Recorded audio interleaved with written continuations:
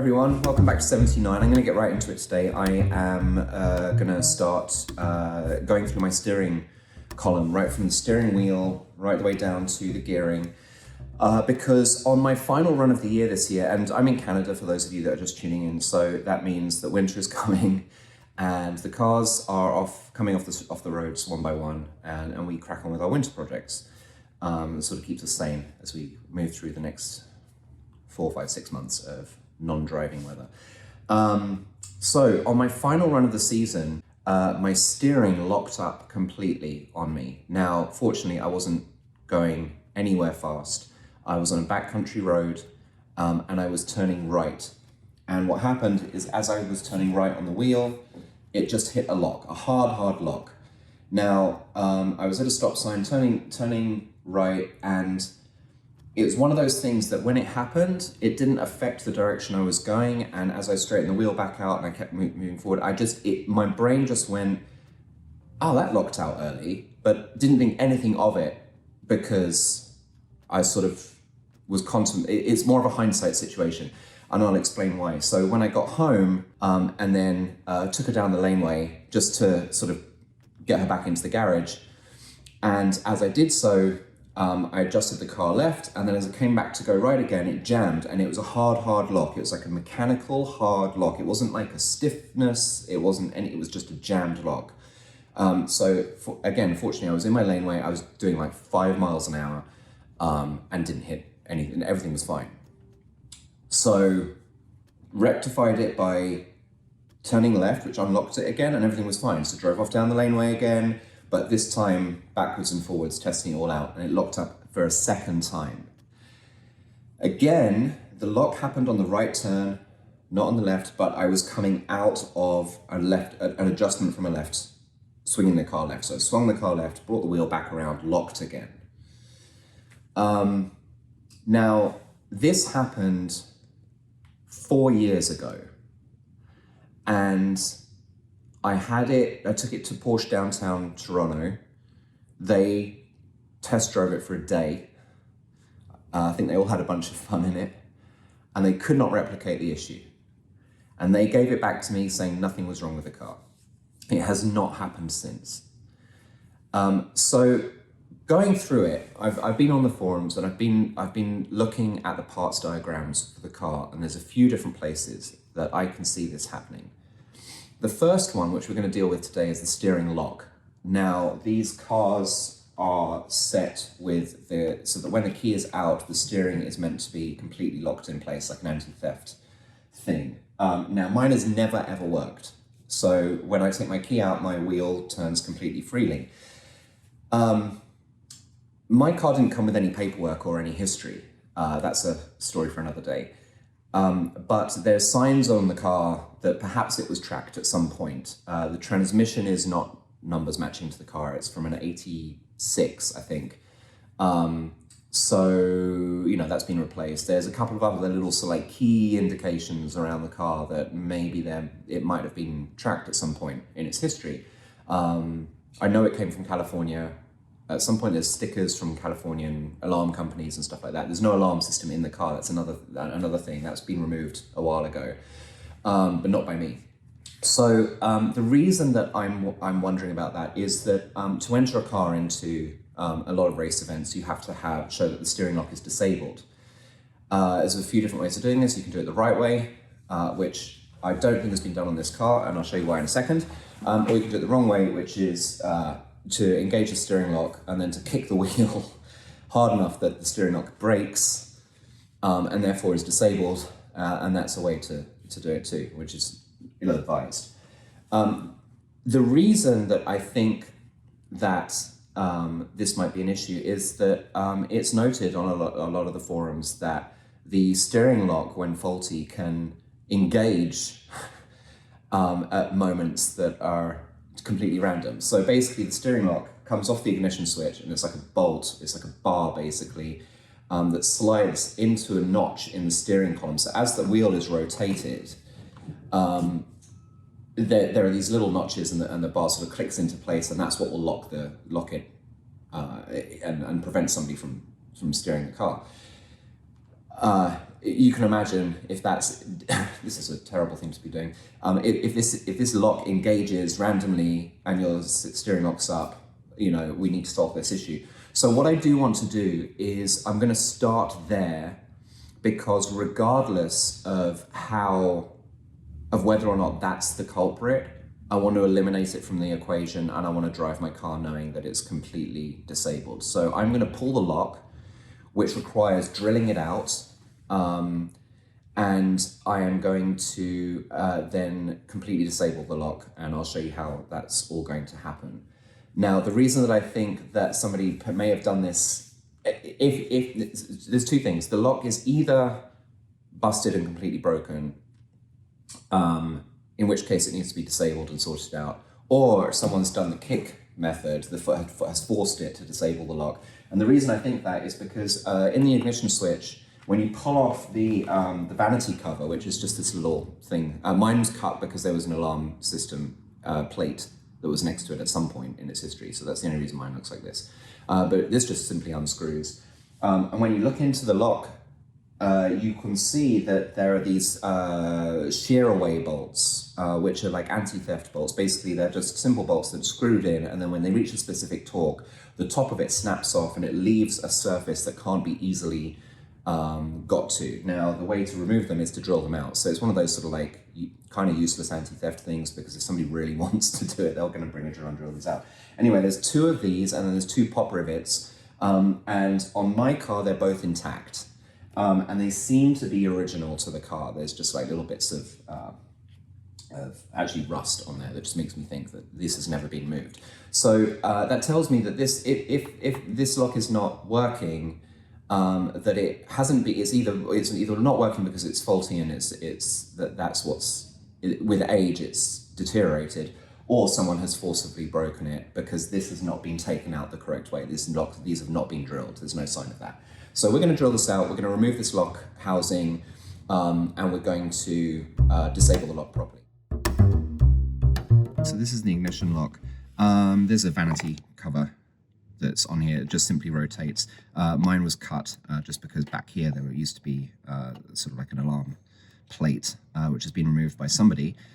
So yeah, this just unscrews. Now, just if yours is on super tight, the factory ones come with a tiny little indent here, which is basically you just stick a Allen key or a hex key in there, and it gives you some leverage just to spin it around.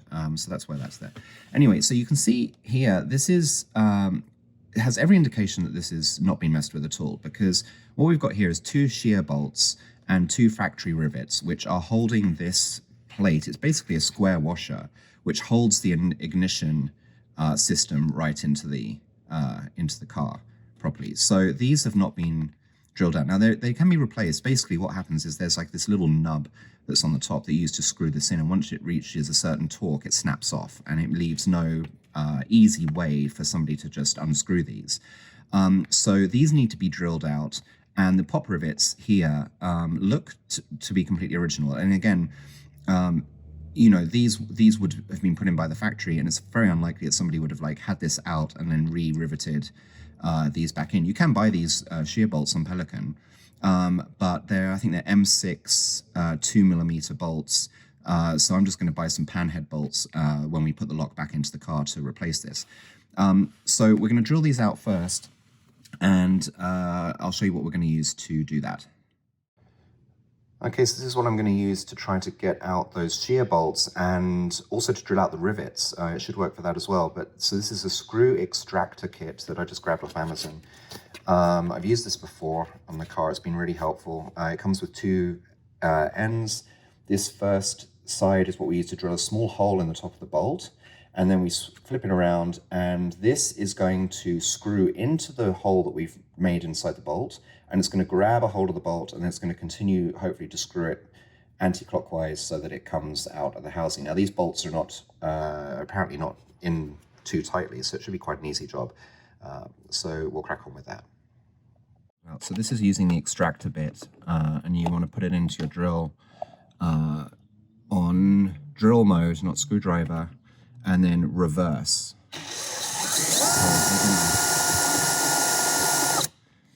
It takes a little time to get some purchase on that bolt, sorry. But once it grabs in, it gets through it pretty well. Okay, so we're now using the extractor side of the bit, and that goes into the hole that we just drilled. Again, it's on screwdriver setting on the drill, and I'm going to go very slowly. It's got purchase. It's grabbed hold of that. I'm a little off center, so you want to go quite slowly on this. And there we go. One bolt. So now I need to drill out these pop rivets as well. So I'm thinking that the extractor bit that I've been using should take care of these quite easily, so we'll give that a go.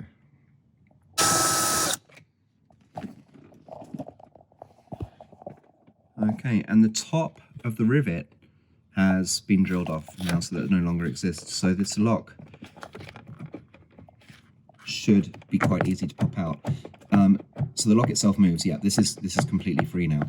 I just need to try to figure out how to get out this washer. I don't even think I need to worry too much about it, actually. As soon as I release the bolt on the bottom, so there is a bolt under here, which I'm gonna show you in a second, that we need to remove, and then a pin, a locking pin that needs to come out. And once those two pieces have come out, then this should be able to be pushed right back through and should just drop out from below the knee pad.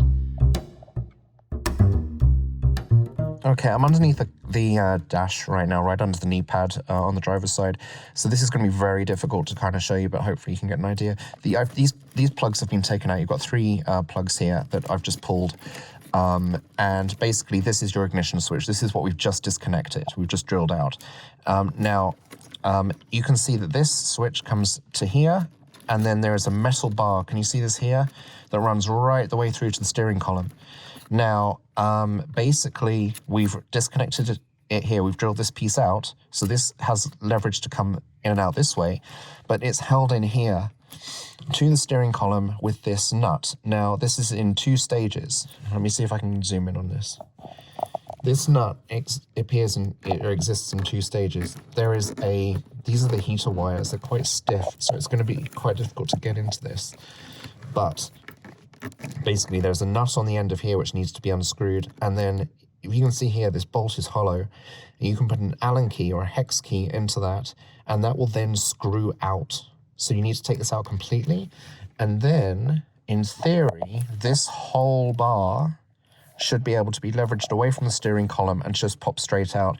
And this is what I think is causing our steering issue locking up. This is what I think that we need to disable. So I'm going to crack on and try and get this out and report back. All right, so getting to this bolt with the hex key, which I found out online is a 4mm.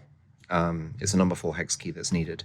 It's really, really tight. Like, it's impossible for me to get the angle correct. So I've had to take off this knee pad. This is the first time I've taken this off. This is a total bitch. So you can see here that it's held on through these points here.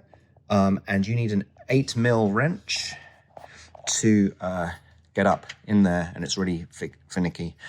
Just to loosen it and then undo it with your fingers, and then it pops straight off. So a little bit annoying, but hopefully this means we've got more access now to the bolt that we need to remove. Okay, so the knee pad does give us a little bit of extra room, and it's going to be impossible to film up here, but you can see the bolt from another angle. So I can get my number 4 hex key up into that and remove that bolt, and then we should be good to go and remove the entire unit. Okay, this took a little bit of persuading, but we finally got the housing out from behind the dash. Now, there was a connection here which has popped off. We needed to disconnect anyway, so that is being disconnected, and then we just need to pop the plug off here at the back, and we can take it over to the bench. But I wanted to show you this. So, all right, I'm gonna wrap this up for the day. This piece is out. You can see there's a significant amount of damage. You can see all this burring here on the end. It is not meant to look like this. The pin here, it will not come out. I've attacked it with a screwdriver, put some PB blaster in there to see if anything was sticking. I've put the key in every different position. It's not moving through here. To be honest with you, I kind of wanted to see it come out, because then I'd be like, oh, it must be re-engaging. and I'd know what was going on. But that hasn't happened. So I don't have like a definite answer yet as to why that steering locked up. But this is what I'm going to do. I am going to take a Dremel, and I'm going to Dremel this right across the top, in line with the piece here. So we're going to go right the way through.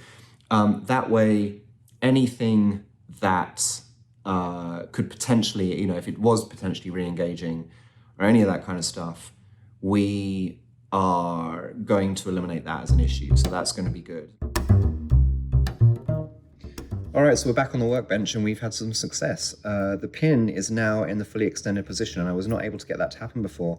And I wasn't entirely sure whether or not somebody had already ground this down and cut it or anything like that. So I just want to walk through exactly how the lock works, because I actually couldn't find that online, and I think it's really helpful for anybody going through this process. So essentially, when the key is in the ignition and you turn the car on, and then there's your ignition to start the car, and then you release, your car is now running, you see that the pin is fully retracted. So it has no way of engaging with the steering shaft, which is what locks the wheel as an anti-theft deterrent when the car is parked. So as you turn the key off, you can see that the pin releases, but not to its fully extended position. It's still completely flush here with the steering shaft. So the steering shaft is going to be rotating in this way. And of course, it's completely free to move. That is until you remove the key, and this then allows the steering lock to engage fully. So the issue that I was having was that due to the damage that had been caused here, the metal had peened over and was trapping the pin and preventing it from fully extending. So I took this jeweler's file and was able to just file down the edges just enough so that now when the key is in the off position and removed from the lock, it fully extends without any impedance. What this doesn't explain to me is why, when the key was in the on position, because I was having this trouble when driving, this pin, in theory, is shooting out and engaging with the steering lock, and I cannot replicate that. I can't do anything to get that to happen at all. So I'm, even with the key slightly turned, I just can't replicate that. So what we are going to do now is that now that the pin is fully extendable, is I'm going to take a Dremel to this pin, and I'm going to cut it back as close to the base here as I possibly can. I was considering even taking the base right the way down as well, so that it's just like it's going to have this nice big gap between the pin and this mechanism and the steering shaft that it is meant to catch on. So that's going to be the next step of dealing with this. And then by removing this pin, it means that even in any position, there's got absolutely no chance of physically engaging with the steering column in any way. So that is going to solve our issue of the steering locking up sporadically and intermittently. All right, I've got the lock in the vise now. I'm using these little vise protectors just to protect the metal because it's a little softer. And I've taped out the area that I want to be cutting just so that I can see it really clearly. So we're going to be following, let's just get in focus. We're going to be following this flat edge right the way across to remove this pin and the first part of the damaged housing, so that there's absolutely no interaction at all with this part of the lock and the steering shaft itself.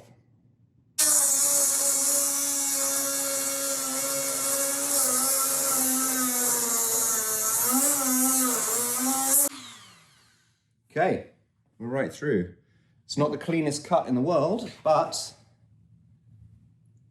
it looks pretty good.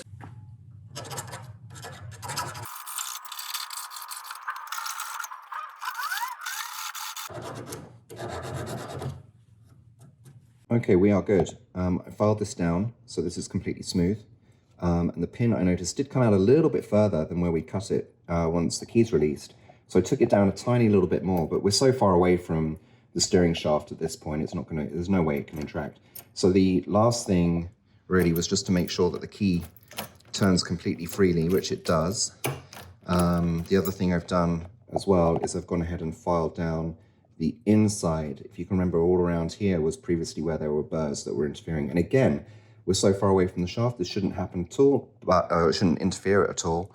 But the key's moving completely freely now. So I think we're in a good position where we can get this back into the car.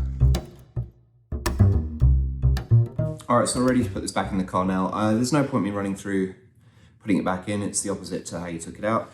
But basically we've got that, if you remember, we have this little hex bolt that will go, the lock will go in place.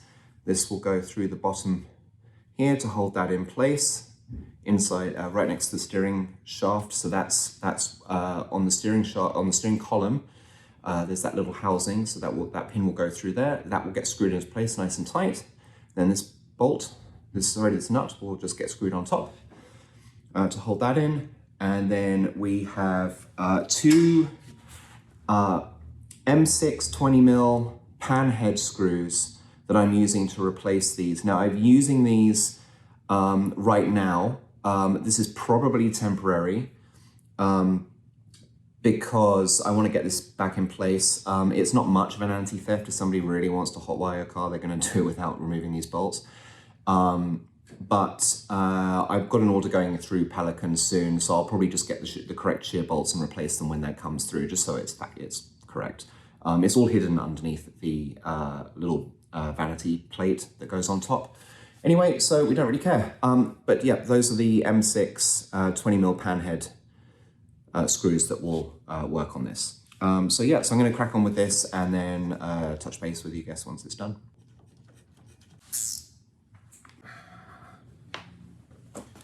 Okay, that's the little hex pin, that hex bolt that goes up, and the retaining nut. Those are in.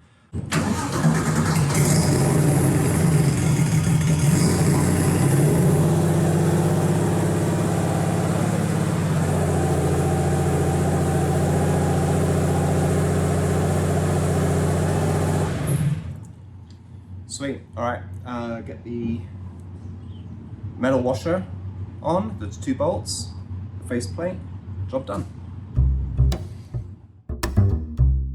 All right, so wrapping that up, with hindsight, that was one of the more important projects I've probably done with the car because of the safety attached to that steering locking up. I was quite daunted about it. There's certain things, I'm like, things that make the car go forward, like engine stuff, some electrical stuff, I'm cool with managing cosmetics, cool with managing that.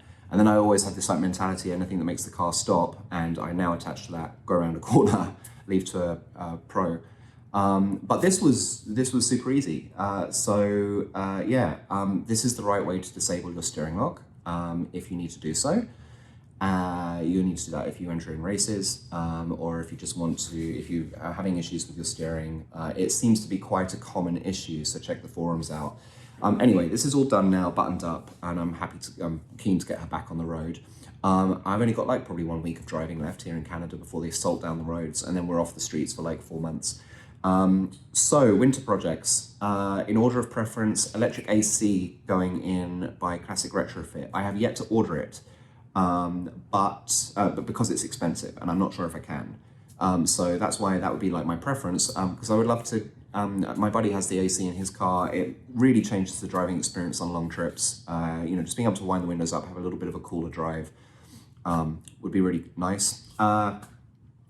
If I can't get to that, which is, 50-50, we will definitely be redoing the interior because my interior is really tatty. What's going to happen is all the carpets are going to get ripped out. I'm going to take off the back shelf, recondition that, like just clean it up really nicely, and see what state that's in. Put sound deadening material on the back, the engine wall, the floors, and run that all the way through. Put in new carpets. I've got some cocoa mats coming as well. They were having a nice sale, so thank you guys. They're coming, so that will just sit on top and just finish those off nicely. I have the Redline track mats in there right now. They're really cool. But they also get super dirty super fast, so I end up not cleaning them because I don't care, but I think I'm going to change the look of all that. Having the knee pad off, that was interesting. Mine is really tatty. My car actually used to be cork, and somebody dyed all the leather, painted it all inside. So we had these little, just through wear, just these little cork areas coming through. So I'm going to take this off. This is done, and I'm going to put the Renline have a nice replacement piece, or one piece rail that just clips in. So I'm going to put that in and change out the buttons for their little. They've got some nice replacement knobs for your headlights and rear fog and all that kind of stuff. Vanity plate as well on mine was cut because of the alarm system, so I want to replace that. So these are all small little cosmetic things, but I want to do the door cards as well. I'm undecided on those. I really like the RS look. It's nice and clean. I think it suits my car really well. But I do notice while I'm driving that I do like to have it use the armrest. Now, I mean, I wouldn't use it if it wasn't there, but it's there and I use it. So I have to look at those. My door pockets are sagging and broken. It's very common on SCs. They're pretty hard to recondition and make look nice. So I'm just consider a few different options there. Acton Craft do a nice option, but I'm yet to hear back on pricing from them. Hit me up, guys, because I'm keen on that. Carbone do oh my God, they do a beautiful door card, and it comes with a beautiful price tag. Guys, your prices are through the roof now. I wish it was more accessible. I don't think I can splurge on that. So I'm gonna have to look at different options for this. What else am I doing? Oh, the fuse panel. So I got that a while ago from Classic Retrofit, their blade fuse panel. I just haven't got around to replacing it and putting it in my car because, again, with Canada having such long winters and us being off the streets for a while, the last thing I wanted to do, particularly being somebody who's not very familiar with electrics, is to get into replacing the fuse panel, which looks pretty straightforward, but the minute it goes wrong with electrics, it takes me ages to figure out, and I didn't want to lose driving days. So I'll be doing that soon as well. Other little cosmetic things like maybe the Renline little door lock things look nice and all that kind of stuff. So just spruce up the interior basically. I think that will keep me busy for the winter. So I'll obviously be making videos for the carpet replacements and all that kind of stuff. It'll probably be quite interesting, follow along with the sound deadening and all that. So yeah, if you found this helpful, smash the like button, as the kids say. I'd appreciate the follow and all that kind of stuff.